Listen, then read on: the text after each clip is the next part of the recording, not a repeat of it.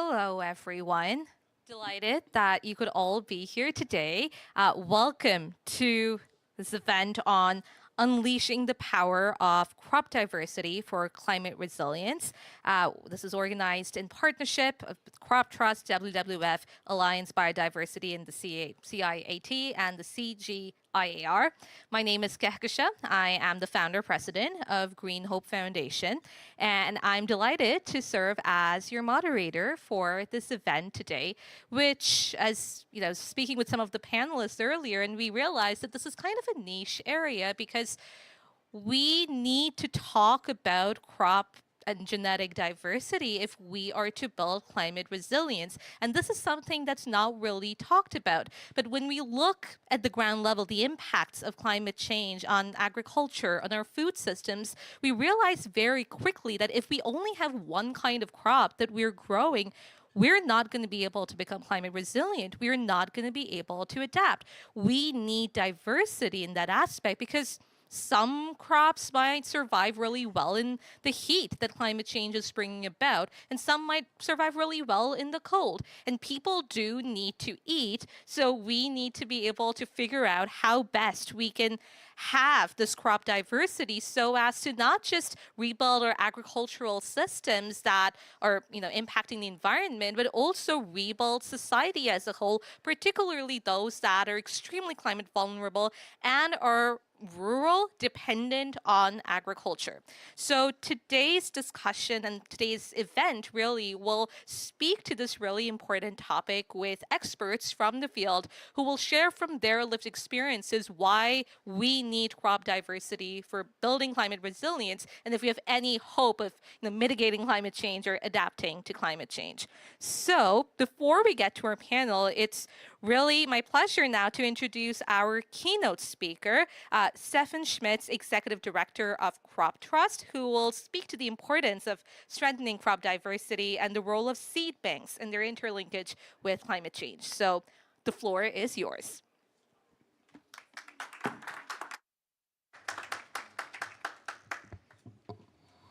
Thank you very much for this kind introduction. Welcome everybody to have you here today with this niche topic in a way. It is so important. I think we need more people to know about the importance, and therefore we should see ourselves all as ambassadors for this topic. This tiny planet we are living on, not say live on, it's better to say we are part of. This planet is quite old, a few billion years old, and in those, Earth's history time scale is only, a last minute thing that mankind came up, and it's more or less, literally speaking, last second thing that mankind took quite an important decision to turn from hunting and gathering to agriculture.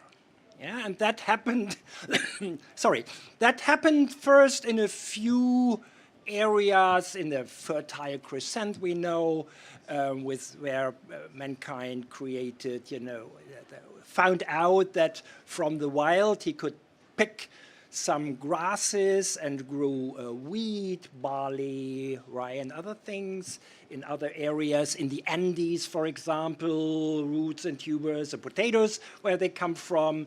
Central America, it was the cradle of corn, of maize, and Southeast Asia, the cradle of rice, and so on. And mankind started to do it. And mankind migrated, took their first agricultural products with them, and they were the genetic mixing with the wild relatives. And over time, what happened? An incredible, diverse agricultural landscape came up. Unbelievable. Today we know of 200,000 and more different varieties of wheat, more than 100,000 varieties of rice, of maize, thousands of potatoes, and all the others, fruits and vegetables, oil seeds, legumes, and all of that. An incredible, diverse landscape. And the great thing about it, wherever mankind brought it to, it was not professional breeding over thousands of years. It was just try and error. And the fact that those seeds survived in hundreds, in 1,000 different environments, in 1,000 different climates and all, is a proof that all those old varieties have been resilient. It is a treasure box. That is a nature-based, agriculture has been a nature-based solution. It was in harmony with nature that was created. It is man-made biodiversity, absolutely great. Then another decision mankind took around 100 years ago, so that's a part of a second, which was also, I think it was a good decision to go away from this diversity and bring agriculture into a sphere that is more productive and whatever, yeah, brought it into this industrialized agriculture sphere with harmonization, standardization. That is part of what we call health and good life. Yeah, it was, we transformed from a society where almost 100% of people had to live on farm and from farm products to less and less people. That is what we call development. This is a good thing. But there is a flip side of it. This we see in field a reduction of genetic diversity, a very dramatic on various different levels of agro-system level, of species level, and on genetic level, what we call the genetic erosion in the field. We have to clearly see this is part of development. But it has this flip side. But the more this diversity disappears from the reality of everyday agriculture, the more important it is that we at least keep those diversity in seed banks, in gene banks. First, we make sure that they are not lost. Once they are lost forever. We need to make sure that they are securely conserved. There are many seed banks around the world. With one you might perhaps heard of, the Svalbard Global Seed Vault, a very specific one, just as a security backup, to make sure that once there is something happened, a disaster to one of the real seed banks around the world, that they are securely duplicated in Svalbard so that we can use them again. That happened already. So we always need to be careful to make sure that nothing got lost. That's the first thing. But we do not want to create seed museums. That's not the point. It's a kind of a Noah's Ark, but definitely not a museum. It is a starting point for a new kind of agriculture to make sure that in the future agriculture can happen under changing circumstances. In the past, agriculture, the environment, the climates, pests and diseases, all the time changed it.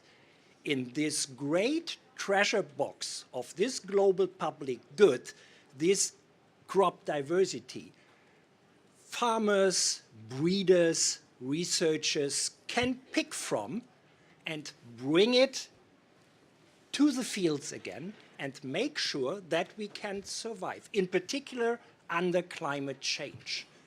We would like to focus today on climate adaptation.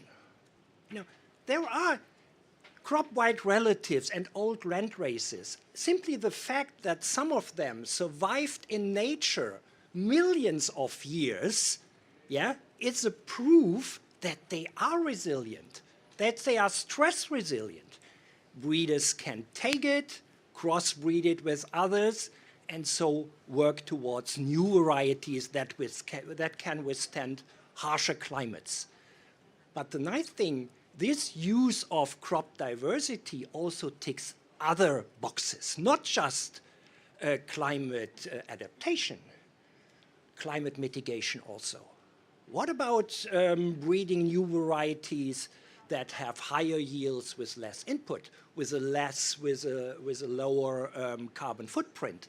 That's possible. We already do it. There are good examples.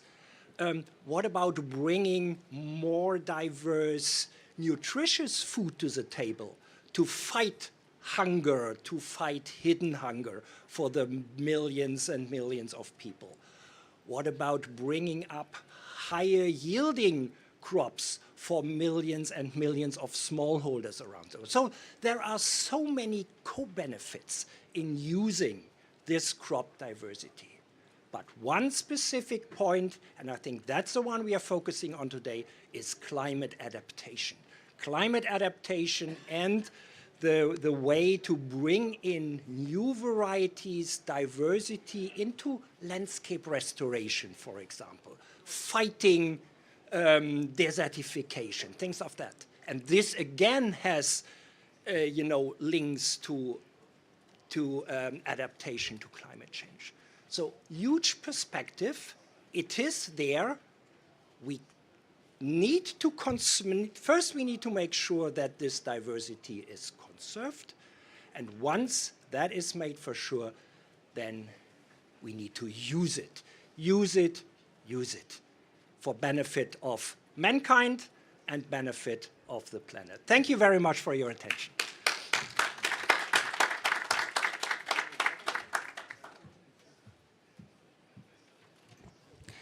Thank you very much for that keynote and for highlighting why it's important for us to not just have seed museums, because we don't want it to be a thing of the past. We want it to be the seed banks that we have now, utilizing it for good. And thank you also for highlighting just how intersectional the positive impact can be when we diversify our crops. That, again, that's not something we hear about enough. It's not talked about enough, although there are actions being undertaken. That needs to be highlighted. So I'm very glad that you provided and kind of set the stage for our panel discussion today on this really important topic.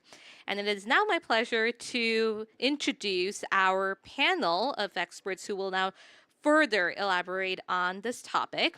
I'm delighted to welcome to the stage Jeremiah Kobetbed, Executive Director of Netbon Bogoria Group and an ecotourism entrepreneur. You can come up to the stage, please. Thank you as you hear your name. We have Xenia Scanlon, who is the Chief of Communications, External Relations, and Partnerships at the UN Convention to Combat Desertification and Drought. We have from WWF Paraguay, Oscar Rodas, Climate Change and Policy Director. We have Juan Lucas Restrepo, who is from the Alliance of Biodiversity, the CIAT, the International Center for Tropical Agriculture, as well as the Global Director of Partnerships and Advocacy at the Consultative Group on International Agricultural Research. And we have Zima Mavunganidze from IFAD. So very nice to have you all here today, and we can give them a round of applause.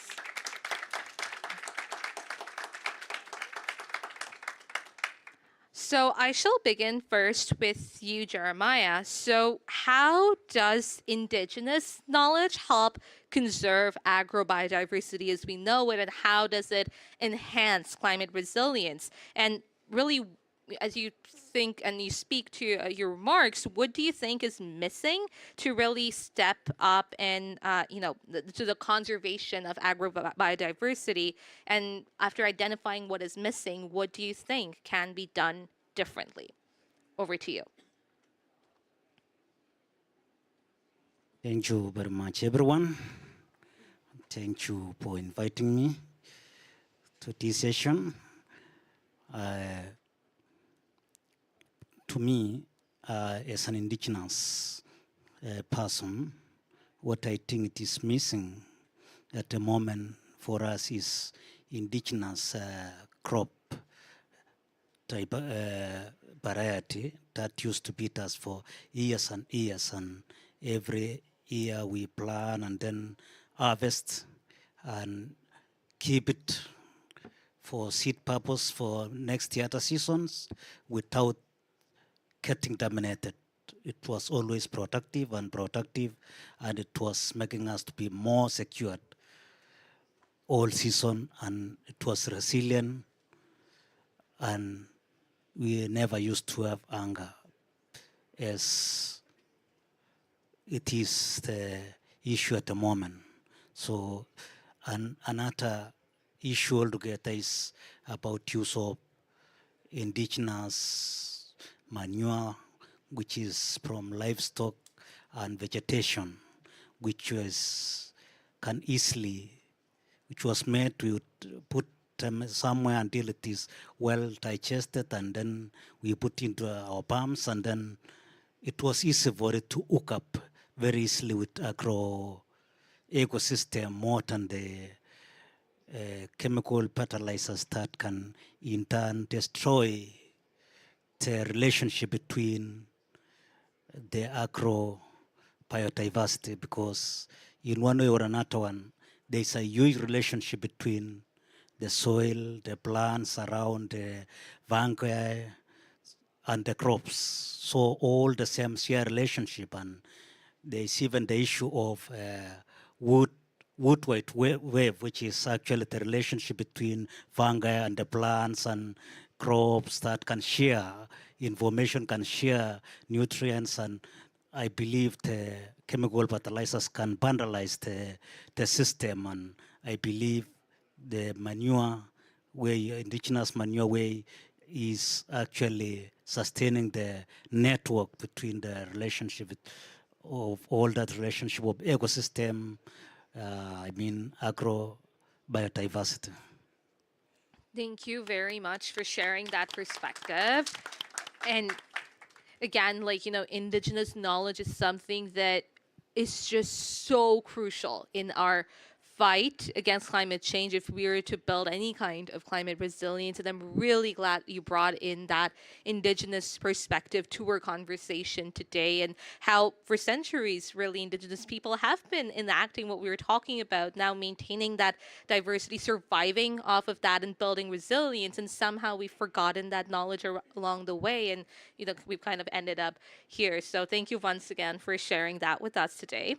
My next question is to you, Xenia, from UNCCD. As a UNCCD land hero, I know that the Desertification and Drought Day this year was on her land, her rights, and I'd love for you to talk more about the role of women in combating desertification, why agrobiodiversity is important in achieving land degradation neutrality, and how can women contribute to that, and how are women contributing to that? Over to you. Thank you very much, Kekashan. Greetings, everybody. First of all, let me say on behalf of UNCCD how delighted we are to be hosting this discussion in the Land and Drought Resilience Pavilion here at COP28. This is really a space where we try to link the issues of climate, the issues of land, the issues of biodiversity, energy, you name it. It really is, I think, has been mentioned already a number of times. It's all very interconnected. When it comes to the issue of women and their role in all of this, of course, this is a topic very dear to our hearts. And as you mentioned, Kekashan, we have really, from the start of this year, really focused the attention at the global scale on women's land rights. Why? Because for the first time last year, we got the report that told us very plainly that although women produce half the world's food, they own less than 1/5 of the world's land, and when it comes to agricultural land, it's even less than that. And they make up 70% of the world's hunger. So I think the case for action is extremely clear. From our point of view as the convention that is really seeking to promote sustainable land management, drought resilience, and agrobiodiversity and agriculture, sustainable agriculture practices in all of our activities, it is really that focus that we're seeking to promote. And how we do that? Well, first of all, we would like to make sure that the barriers that exist, be they legal, be they customary, be they cultural, that prevent women from accessing land and other resources, owning it, inheriting it, managing it, are removed.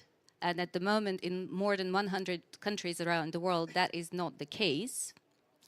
Secondly, we would like to facilitate women's access to finance and investment, for them to become really active players in efforts towards climate resilience, land restoration, etc. And this is something that we, again, galvanizing partners from all across the space to ensure that we do provide those incentives. And very often, for instance, for women to access carbon credits or any other means of climate finance, they need land as collateral. So again, we come back to the centrality of this topic. And last but not least is how can we elevate and amplify women-led initiatives, really good approaches. And what we heard earlier from Stefan Schmitz about the seeds and the preservation of that genetic diversity, I'm sure that among those who carried them from place to place, there were mostly women, because that was the cultural role and the traditional role. So from our point of view, we're really delighted to see this conversation moving forward, and we definitely look forward to continuing working with our partners on this very important topic. Thank you very much, Xenia. Absolutely. We must never forget women's role in this any kind of conversation, really. But when we talk about agriculture, as you said, the knowledge keepers in this aspect and have almost always been women, and that knowledge they've carried with them for such a long time. And when even the domain of agriculture, even if they don't actually own the land, a lot of the time food, for example, like that domain it's related to women. And then when you actually, like you talked about land rights and 10-year security, actually making sure that they have that, the basic human right in the legal sense, make sure that they're part of the solution and they know their rights and they're able to thrive. So yeah, a lot of the burden kind of falls on women and girls in this aspect, but I'm really glad you talked about how we can kind of mitigate that burden and see them as solution makers. So thank you once again for that. I shall now give the floor to you, Oscar. So from the perspective of WWF, could you talk about how WWF is contributing and showing practical approaches to land restoration and how you're applying agroecological and regenerative practices and enhancing crop diversity? And in particular, how could agrobiodiversity strengthen the NDCs and the National Biodiversity Strategy and Action Plans? Over Thank to you very much. In order to be practical, I have a video for you in order to start my presentation, please.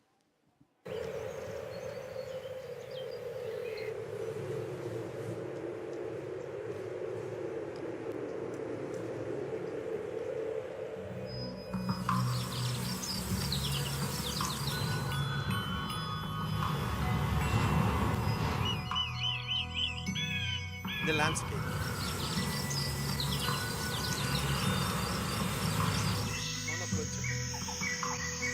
El proyecto MATE arrancó en el año 2017 y lo que pretende es empoderar a las comunidades del sur de Alto Paraná, en este caso de 3 municipios, en un arraigo en sus tierras y proponer un tipo de agricultura que es una agricultura regeneradora del medio ambiente. Y el proyecto MATE para nosotros es algo fundamental que nos está ayudando bastante para enriquecer nuestro bosque, especialmente traernos ingenieros que nos enseñen la buena práctica agrícola. Y la verdad que Tabampú estaba lleno de yerba mate, pero después vino bajando el precio. Y entonces ahí la gente comenzaron a echar la yerba mate, ¿verdad? Árboles ya no había más.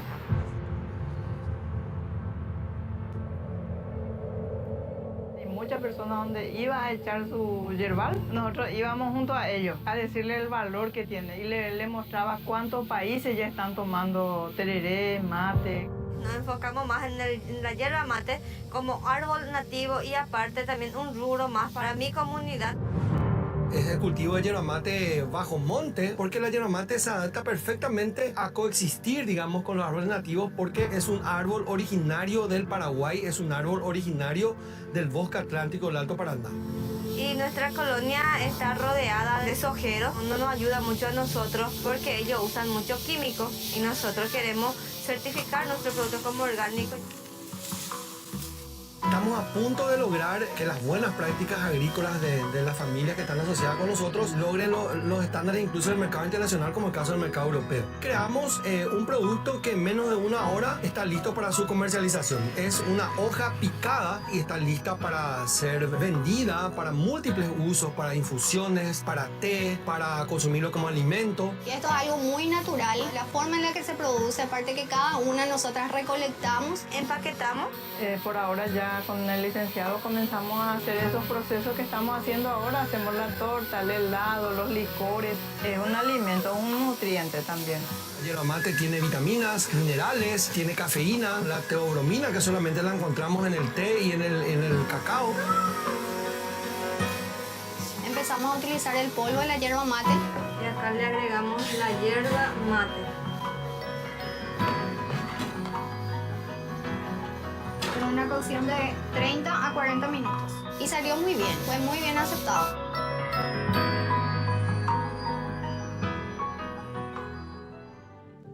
Thank you very much. Yes, we can stop there. Yes, this video is a demonstration that women are in the front lines of preserving the agrobiodiversity. Let me introduce you the yerba mate, the secret of the Atlantic forest in South America. The yerba mate is plenty of theobromine. Theo means gut and bromine means food. It's the food of the gods. Theobromine you only can find in the cocoa, for example, and is the element of happiness. It make us happy, makes our life better, and it's coming from the forest. But in my country, I'm here. I'm with my colleagues from Argentina and Brazil. The Atlantic forest is disappearing because the monoculture of soybean. And these women, they are trying to send us a message that the agrobiodiversity is a solution we can include in the national biodiversity plans, in the national determined contributions. We as WWF, we are the ones that we are trying to build a bridge, a union between the voices of these women in the front lines with the people at the government in order to take in consideration that agrobiodiversity, the theobromine, the theophylline, the caffeine, all the nutraceutical elements from our forest, we can use not only for people to have food, but to preserve the forest that give shadow to the yerba mate trees. Can you imagine that we are eating and drinking the leaves of a native tree from the forest? We doesn't have to destroy the tree, we only collect the branches and the leaves every year. And these are the solutions we have to promote in order not to have a seed museum, but to have a life system with the culture of local communities, with the women, in order to preserve of heritage for the future generation. This is a very practical way of work. We have to go there and start a dialogue with local communities. They already have the solution. Thank you very much. Thank you very much, Oscar, for sharing that. And it's something that when you think about agrobiodiversity and like the loss of land and crops, it's kind of loss of culture as well, because with at least the drink mate is something that is like, it's very much a part of the cultural heritage there. And yeah, it's first of all, like, I personally love the drink, so like just putting that out there. But I'm really glad you highlighted that, because yeah, it's not just loss of land, it's very much a loss of the cultural aspect as well, and the fact that you're actually working to preserve this one kind of plant that leads to the preservation of other crops and other biodiversity and the entire forest and the people. Like, that is just so very important. So thank you very much for the work and for highlighting the importance of that work. I shall now pass the floor to Juan Lucas Restrepo. So could you talk a bit about the research initiatives that your institution is undertaking that aims to transform food, land, and water systems in the climate crisis? And from your perspective, what actions are needed to accelerate research and meet the SDG targets, and in particular SDG 2.5, and how seed collections that are maintained by your institution's gene banks actually contribute to this effort? So over to you. Absolutely. I'm super happy to be here. This is a topic very close to our work and to our heart, and so important to face not only the climate crisis, but the many societal and planetary challenges we face. So in order to respond to your question, let me go through 4 elements. The first one, as we've heard from Stefan and others, is the challenge. And I'll just share one very harsh fact, which is that already 75% of agrobiodiversity that has been used by humankind is not here anymore. It has been lost. So we have 25% that's precious and that we need to safeguard and use. And this is, that's one of the greatest challenges we have. And that has been the case, and as was explained, from moving from thousands of species used by foragers and communities historically into hundreds and out to a few hundred, and then from those, just a handful providing most of the calories humans used nowadays. And this means challenges for sustainability, malnutrition, and I would say homogeneous, boring diets that also are impacting and diminishing our cultural diversity, and the connection you just made is very clear. So seed banks, or I would go a bit wider, seed banks ecosystems, institutional ecosystems, are very critical, and they begin at the base with the efforts communities make with seed banks, protecting not only crops they use, but also the related wild species diversity that is very critical, especially in the future. There is a lot to unlock there, and with science we will understand how those wild relatives are going to be more and more and more important in the future. And then, of course, we have national efforts, the global seed banks, and last resort efforts such as Svalbard that are absolutely critical. So we need to understand this as an ecosystem. CGIAR is an important member of this ecosystem. We hold in trust, this is in trust for humanity, we don't own anything, about 700,000 seeds in 11 gene banks. It's 3,000 species of 30 crops, and they are, which is a good thing but a bad thing as well, they are the most widely shared accession seeds in the world. They account for 90% of the registers of sharing of genetic diversity among countries under the International Treaty for Plant Genetic Resources. So great, we are a great contributor to that, but it's a handful of species, and it needs to be so much more, and with so many other partners at the international level. So these are the bases for innovative breeding, and this is what we do. And sometimes we are related to, oh yes, you are only focused on productivity. Well, that may have been the case 30 years ago.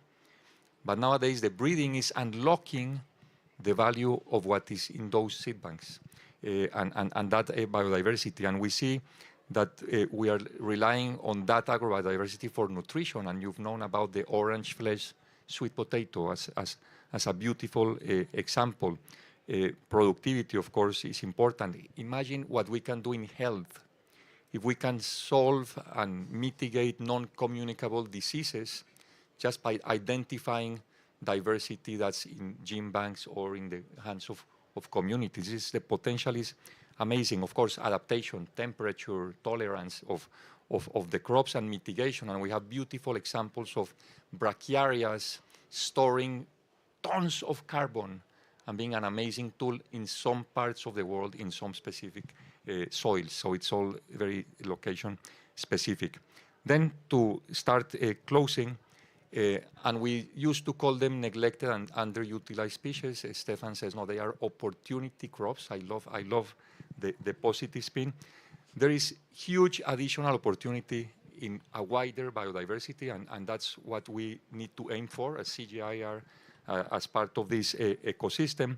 So it's basically going for an additional portfolio of crops that are used by farmers across the board. That's very important, is addressing health, environment, adaptation, and also livelihoods. And sometimes we miss that connection, and it has to do with women empowerment. If you go for a the crop, the seed everybody plants, that's purchased by a large company, etc.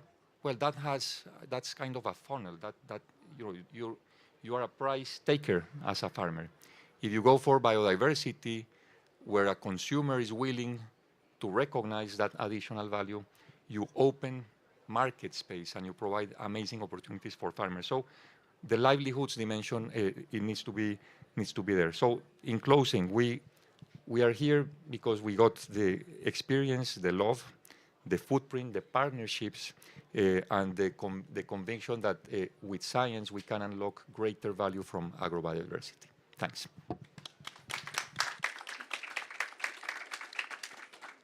Thank you so much for highlighting the ecosystem that doesn't just exist on the ground, but exists of the multi-stakeholder partnerships, the people who are working to kind of preserve this diversity. It's horrifying to actually know that we've already lost out on so much of this diversity, but what remains is the hope that we see that hope embodied in the crops and the diversity that we already do have now, and the opportunity crops as the species that you talked about, and kind of focusing on that and making sure that it's still not too late to diversify our crops for mitigation, adaptation, resilience. I think that's really important, and it's not just for the planet, as you reiterated, it's for lives and livelihoods as well, and the people. And of course, once the people benefit, you'll see the economy benefit too. So it's very sustainable what we're all trying to do. So thank you once again for speaking about that. And now I think we come more to the climate discussions, and they'll come to you, Zima. So the International Fund for IFAD and Green Hope Foundation, we're both co-leads of the Feminist Action for Climate Justice Action Coalition of the UN Women Generation Equality Forum. And as the International Fund for Agricultural Development, your work does focus a lot on the intersection of climate and agriculture. So could you talk a bit about why you think the conversation around crop diversity, why do you think that's overlooked in climate discussions despite being such an important part of it, as we all know? And how do you think governments, businesses, and philanthropies, how can they partner to elevate crop diversity on the global climate agenda? So over to you. Thank you so much, and thank you all to other presenters. I think this is quite a very important topic, and I was so happy to hear that such topics are also recognized as well. So I think the reason why crop diversity has been overlooked, I think I can also maybe, firstly I can say is that there are some immediate challenges which predominate, and mostly in climate change discussions, there are some frequently dominated topics. I mean, we are talking about reducing GHG emissions, we are talking about renewable energy, and so forth. So in the end, crop diversity is an area that is end up being forgotten because it's something that is in the long term. We don't see maybe the immediate impacts or the results on the ecosystem and even on the health as well. So that could be one of the main reasons why this area is being overlooked. And then also the other area as well, or the other point that I can maybe try to say is that is the lack of awareness. I think through these discussions and through the opening speech, people are not aware of the importance of maintaining crop diversity and also its significance as well. So that's one of the areas which is really lacking, and also recognizing, what is the link between crop diversity and climate change and climate resilience. So that is something that is not really recognized, especially outside of the agricultural sector and also in the environmental sectors as well. So in the end, this end up being overlooked. And also just as my colleague has also mentioned as well, in terms of the market, I can give an example. For example, there are some crops which are quite overlooked because the price on the market is low, or there's no market actually. So there are some crops which maybe you find more on the market. Giving an example, in Africa, maize is a staple crop. So when everyone is farming, is thinking of maize and nothing else as well. And mainly because there is a market, a ready market for it, and also a focus on high-yielding crops, and also a focus, also on commercial viable crops as well. So, I can just mention these three areas as being why this area has been overlooked. But in IFAD, we work with smallholder farmers, and the smallholder farmers are actually at the forefront of maybe the guardians of crop diversity. And we work with them in terms of improving their crop production. We work with them in terms of even policy advocacy, which is something that is very important. I think we work with the government institutions, we work with the various CSOs, so to develop the relevant policy framework to integrate to integrate crop diversity into national agricultural climate resilience innovations. Also in IFAD as well, we support in terms of research and development, as we have also heard the importance of research. We support, for example, in Malawi, in Zambia and Malawi as well, through our programs of loans and grants, we support crop diversification. So that's one of the areas we are supporting through our loans and grants. And we also support training as well to the smallholder farmers and the importance of crop diversification. And also, looking at an angle of nutrition as well, we having maybe a diverse nutrition. And one of the other things that we are also doing as well is IFAD is promoting private sector, maybe linkages with the smallholder sector in terms of the market, linkages with the markets. So bringing in private sector in this private sector public partnership is very important, even to enhance this this area of climate diversity. So yeah, these are some of the things which I think are very important. Thank you. Yeah.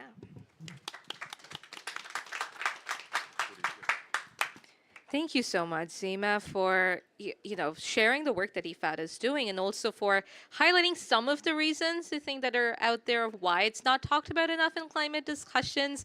As you said, a lot of people sometimes just want short-term results and don't think about the long-term solutions. And obviously with crop diversity, that's something that a lot of the time you might see results in the long term. So it's not thought about. The awareness, as you mentioned, and that awareness leads to, how you mentioned, not really having a market for some of the diversified crops. Like people think there's only one solution, and because of that, you only have the market for that one crop. So it's all interconnected, and I'm glad you highlighted some of these issues that do exist, because we are here at the climate COP, and things like this are being discussed. So that's a positive sign, at least, but it definitely needs to be discussed more. So with that, I would like to thank all of our panelists for sharing their views on this really important topic. And I do think we have time for some questions from the audience. So I'd now like to hand it over to our audience if you have any questions for our amazing panel.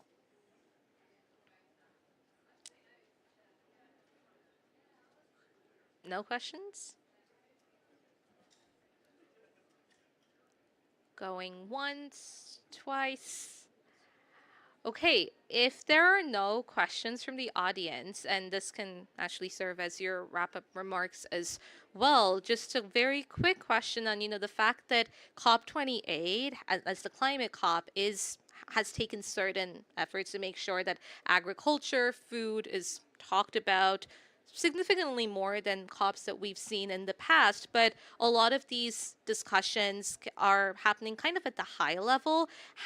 What more do you think needs to be done at all of the different convention COPs to make sure that all of these discussions and the commitments that are made are actually turned into actions on the ground? What steps do you think need to be taken? What are your hopes in that regard? So we'll kind of, I think, go in the reverse order, if that's all right. So, Zima, let's start with you. I think one of the things that is also important as well, to increase, maybe to elevate this discussion, I think, in terms of support to smallholder farmers, I think we really need to support them in terms of resources, in terms of financial resources, to be able to help them to diversify, and in terms of the technical assistance in producing some of these crops. Some of them are quite difficult to produce and also process as well. So some have been forgotten because there's no technology to process. So I think that some of those things will need to be, support will be very important. Thank you. Thank you very much. Juan Lucas? Yeah, I would say that the challenge is basically keeping the pressure across all spaces. So when this meeting is over in a few days, there is other spaces, and this topic needs to be present in every one of them.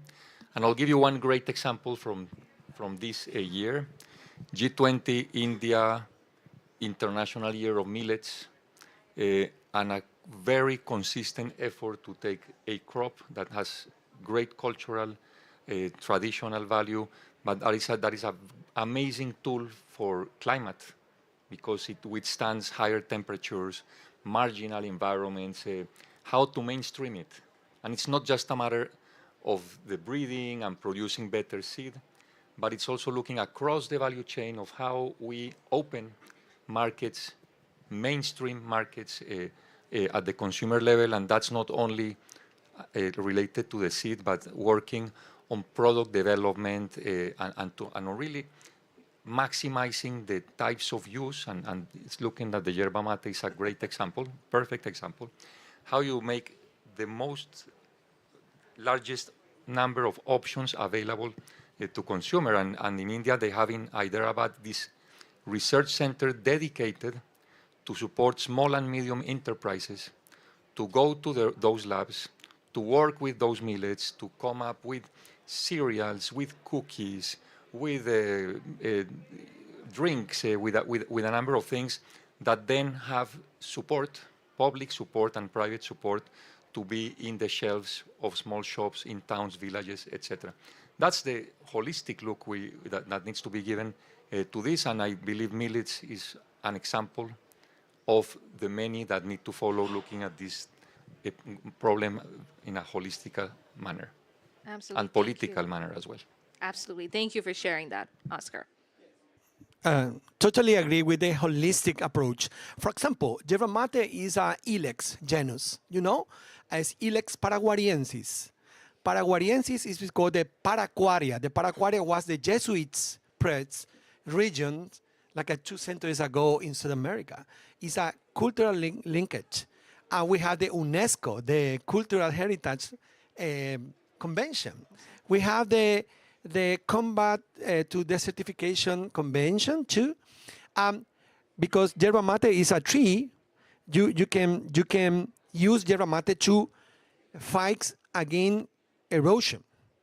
And because it's a native tree and you have 50 varieties of ilex in our forest, not only the Ilex paraguariensis, is a matter of the Convention of Biodiversity. But because it's an heritage from the indigenous people, from the Guarani people, it's a matter of human rights and is a matter of indigenous rights. I totally agree with that the holistic approach is part of the solution. Thank you. Thank you very much. Xenia. Reverse order of panelists, not in reverse order of speaking. Thank you for the reminder. No, well, let me just say that obviously food systems are a key part of at least, all three Rio conventions. Of course, when we're talking about climate, when we're talking about biodiversity, when we're talking about land, food systems are the largest driver of land loss and degradation around the world. And we're at the moment looking at 100 million hectares of healthy and productive lands that are disappearing every year. So we do need to address food systems, and that's why, I think we need to make sure that we also address those issues across all of those processes, as was mentioned before. The other point that I wanted to make in reflection to what I've heard just now is that, of course, for us, a particular interest lies in the drought-resistant crops, because of course we're also seeing the droughts that are intensifying, they're becoming more frequent.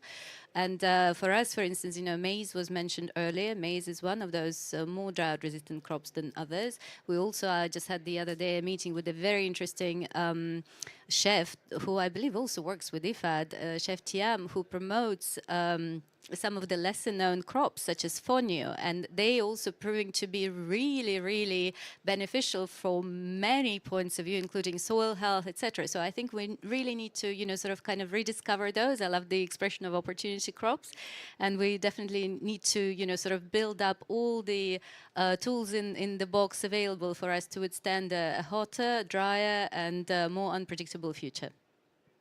Thank you very much, Xenia. And Jeremiah.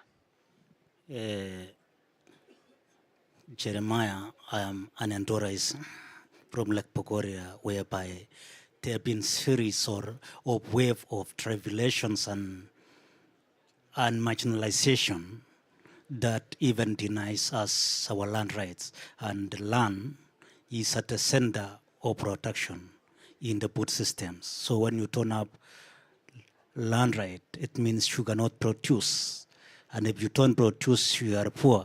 And when you are poor, your dignity is jeopardized. So we need inclusion, even in the decision-making process from the local level or country level, international level, because the gravity is too high for us even to reach at this level. There's a huge gravity that takes us low, but we need everyone at this level, international level, to keep an eye and even assist us to be at in all issues concerning our land rights and way of life, indigenous way of life, so that at least we come up to this level together, because for a long time we've been left behind and we are now struggling even to catch up with the rest of the world.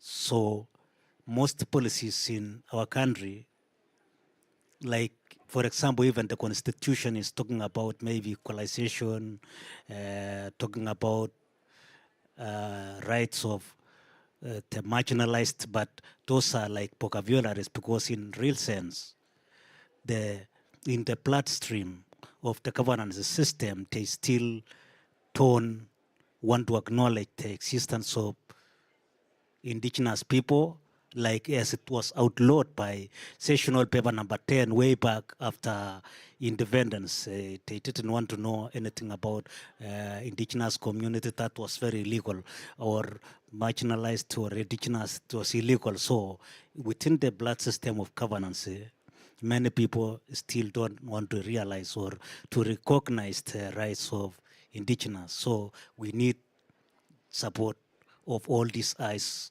to be looking at us so that we can rise up. Absolutely. Thank you very much to all of our panelists today. To all of our speakers today for just such an amazing discussion on a very, very important topic on a day where the theme today is food, agriculture, and water. So it's very much relevant to today's thematic day. Thank you to the organizers. Thank you to the UNCCD for hosting us at your Land and Drought Resilience Pavilion. And I think it's very clear from what our panelists have said that we need crop diversity. We need it for not just adaptation, but mitigation, and we need it to build resilience. And it's very much an intersectional issue that needs to be discussed at all levels of decision making, but also on the ground through these multi-stakeholder partnerships, because it definitely not just impacts land and agriculture, but also helps with poverty alleviation, with land rights, with ensuring the biodiversity, land and water remains stable and flourishes. It relates to gender, it relates to health of all people. So it's really important for us to understand why we need to talk about and act on crop diversity. So hopefully our audience and the people at COP move forward with this message that we need crop diversity for a climate just future. Thank you so much, everyone, for being with us here today.